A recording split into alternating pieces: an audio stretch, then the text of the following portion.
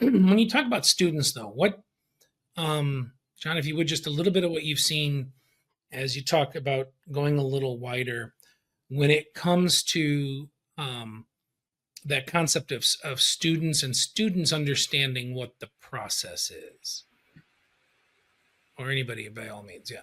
What you're wondering if how much information we give the student about the Well, and process? what is that? How does that affect what's going on? So again, I've seen a lot of people try to put something in place, and it sits until parents or students start to hear about it or understand what the positives are, and then you start maybe getting a groundswell of like, wait a minute, why aren't we doing this? Why? Yeah, And so again, you're not talking about your elementary kids; you're talking about your middle and your high school kids. And again, in Minnesota, we've got a long history of student activism. So students start to hear about these things, and if they don't hear the right information, then you might be in real trouble. yep, But in there. what? Yeah, a little bit about that. Yes. Well, one of the early things I did, I think Jessica just mentioned that she does what I might call listening sessions with her community.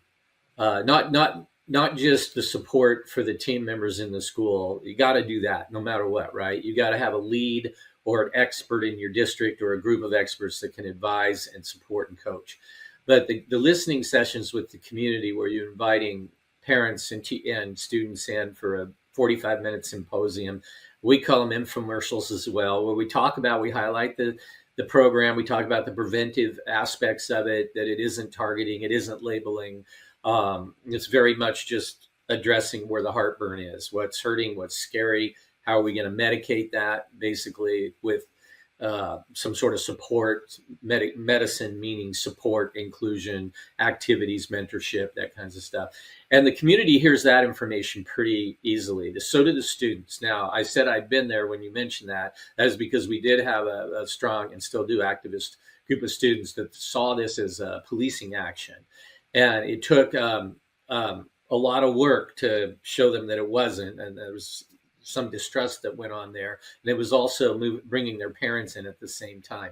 The third thing that I've done historically, I don't do it anymore, but I used to do op-eds for the newspaper. So I would write, 800, 1,000-word op-ed that would talk about prevention or bullying, or how one moves information to the right people when they're concerned about someone's behavior, how that's not ratting out kids because it benefits the kid you're reporting on. And I would say parents, listen to that stuff. Kids, the code of silence is still out there, especially with our male students.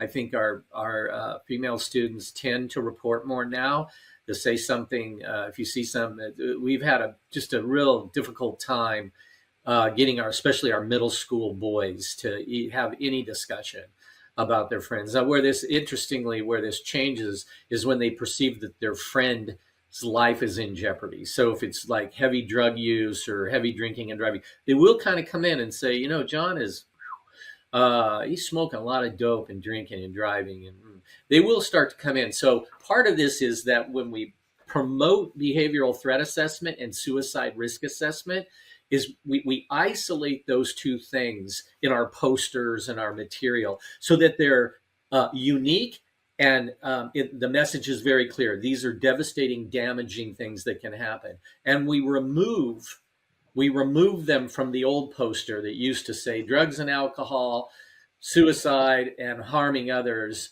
And I can't remember what the fourth one was. But what a kid's brain does is they just see that as one thing, and they think, everybody smokes dope. I'm not telling on my friend. And then they associate suicidal ideation and homicidal ideation with these other two far more benign situations comparatively to the other two. So we just tear that poster in half, and we have isolated our outreach for violence and suicide prevention away from the drug and alcohol, zero tolerance stuff. And that's all, of course, evolved into more of a prevention and treatment model, thank goodness, rather than an expulsion model. And that worked incredibly well with the community because our brains categorize and we block things together, and people were able to see them as different things and come forward. In situations that involved a lot less information, or scary circumstances than would have been reported before. So they're starting to get that, these little things add up.